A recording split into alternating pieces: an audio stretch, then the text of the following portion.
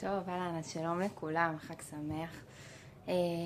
מתרגשת להיות כאן, ותודה רבה לאורית ועסקה על המרחב המדהים הזה של בית מדרש רחם.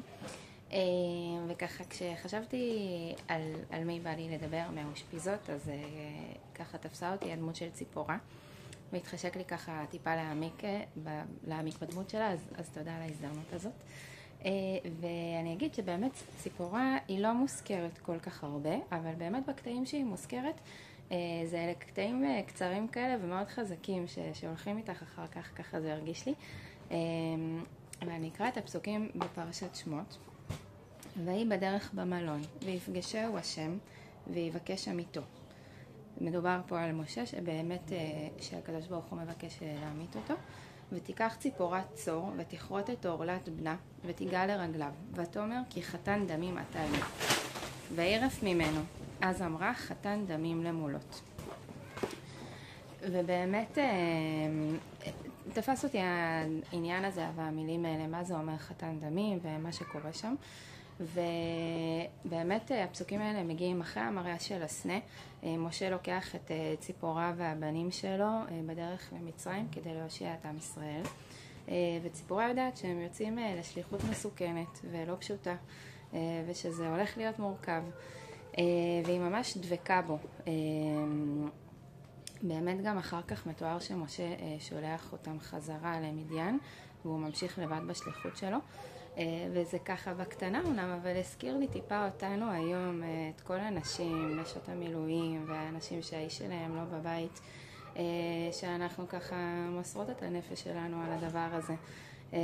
ובא לי ככה ממש לומר למי שהאיש שלה לא נמצא, במיוחד בחג, כמובן לכל אחת, ככה מוזמנות להיכנס לסוכה, וכמו ששרה אמרה, לשבת ולדבר עם ציפורה, ואפשר ממש לבקש ממנה את האומץ והנחישות שהייתה לה שם, ואני טיפה אעמיק בדבר הזה, באומץ והנחישות שבאה לידי ביטוי עם ציפורה. ובאמת אני חוזרת לפסוק, והיא בדרך במלון, ורש"י מסביר, מפני מה נענש? לפי שנתעסק במלון תחילה. ובעצם לכן השם מבקש לעמיתו. הוא התעסק במלון ואיפה שהוא היה בדרך, ולא במילה של הבן שלו. והם מביאים במסכת נדרים שמתואר את המלאך שמבקש להעמית את משה, שנעשה כמין נחש ובולעו מראשו ועד ירחיו, וחוזר ובולעו מרגליו ועד אותו מקום. הבינה ציפורה שבשביל המילה הוא. בעצם היא מבינה, היא רואה את ההתגלות הזאת של המלאך, היא מבינה שיש פה עניין עם המילה של אליעזר,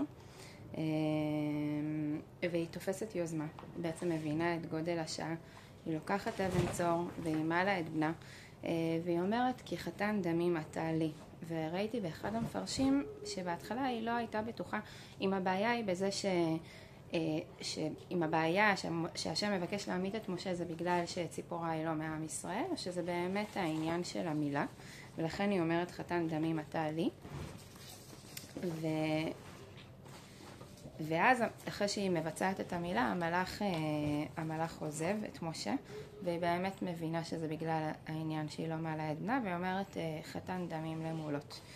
באמת אפשר ללמוד ככה מתוך הסיפור הזה על ציפורה, שהיא ממש רואה לשורש העניין, לשורש הבעיה, היא מבינה מה עומד מולה, ובאיזה רגע כזה שהוא מרגיש לי כמו אינטואיציה נשית מאוד מאוד חזקה כזאת, איזו תובנה פנימית כזאת וחיבור פנימי, היא מבינה את השורש, היא מבינה את העניין, היא תופסת מאמץ, היא תופסת אומץ, והיא עושה ברגע כזה, היא עושה מעשה, והיא מעלה את בנה במקום משה בעצם, והיא עושה את התיקון של כל הדבר הזה.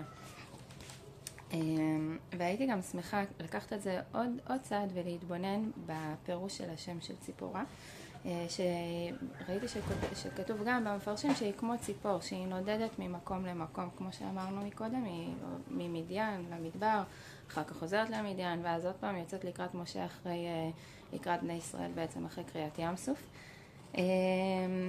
ובאמת היא עוברת ממקום למקום, מדבר לדבר, מחזיקה משפחה, ילדים. וזה מאיזשהו מקום, אני מרגישה מאיזשהו מקום של אמונה מאוד גדולה, שהיא קוראת את כזה ממש ברית דמים עם עם ישראל, כאשר היא מעלה את בנה. וממש בזכות המילה של הבן שלהם היא מצילה את משה, ובכך בעצם היא מצילה את עם ישראל. בנוסף לזה גם ראיתי שבברית בין הבתרים אצל אברהם, אז אברהם מצווה לקחת בהמות וציפורים. את הבהמות הוא נצטווה לחתוך לשניים, ואת הציפור להשאיר שלמה. ויש שם את הפסוק, ואת הציפור לא בתר, אוקיי? כי יש בציפור איזשהו רמז לשלמות ולחיים, לחיות כזאת מאוד גדולה.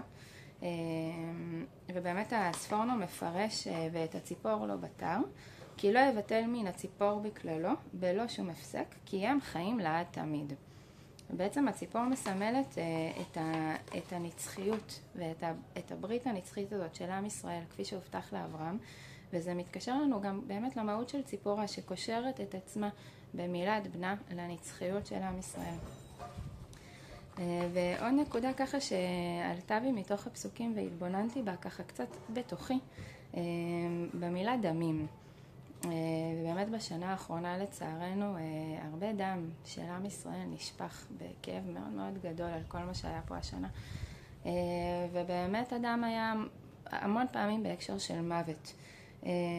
ולכן גם כל ברית שהייתה השנה הרגשנו שהיא הייתה מאוד מאוד מרגשת ומיוחדת, כי זה היה ממש ההפך של המוות, זה היה ממש לקחת את הדם למהות של החיים, ממש בדמי חיי. ומתוך זה הייתי גם רוצה להזמין אותנו כנשים להתבונן בעניין הזה של אדם, במהות של אדם. כן, כי דם זה מוות, אבל אנחנו גם יודעות כנשים שדם זה חיות מאוד מאוד גדולה, וציפורה קושרת את עצמה בדם של הברית, וקיימת בתוכנו האנשים הנצחיות הזאת של הבאת חיים לעולם, של המשכה של עם ישראל, ואנחנו מכירות את זה בתוכנו במחזוריות שלנו של כל חודש, בדם שיוצא מתוכנו, שהוא של חיים ושל התחדשות. יש לנו כל חודש פוטנציאל של הבאת חיים, וזה באמת לא דווקא הבאת ילדים, כמו שאומרים, אנחנו יולדות, אבל לא רק ילדים. יש לנו באמת את הפוטנציאל הזה של החיות, שזה המהות שלנו כנשים. ואני חושבת שהשנה הזאת ביקשה מאיתנו במובן מסוים להיות קצת ציפורה. באמת השנה אולי יותר מתמיד מורגש במקום הזה של אין זמן להתמהמה, של להיות באיזשהו מקום כמו שציפורה שהיא תפסה את האומץ הזה, שהיא הקשיבה לקול הפנימי, שהיא הבינה שהיא צריכה לעשות את תפקידה ולמה שהשם מבקש ממנה, והיא מעלה את בנה באיזה רגע כזה, גם בפסוקים זה נראה באיזה רגע של פתאום. ובאמת בסיומה של שנה כזאת שהייתה כל כך קשה וכואבת, אני מזמינה אותנו להתבונן ולסמן לעצמנו איפה קיבלתי אומץ בתוך השנה הזאת, מתי הלכתי עם האמת שלי ובדרך הייחודית שלי, מה ילדתי מתוכי בשנה הזאת, ובמה הבאתי חידוש וחיים בתוך כל החושך, וכמובן גם כל האור שהיה פה בשנה האחרונה. וגם אפשר אולי עוד להתבונן, מה הייתי רוצה שיפתח, מה אני רוצה לעשות ולא מעזה, ממה אני חוששת ונמנעת, ואולי למה גם אני זקוקה בתוכי שיפתח.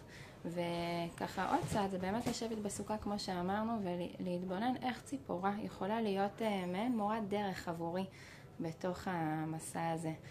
אז אמן, שיהיה חג שמח, חג של ישועות ונחמות, ותודה רבה.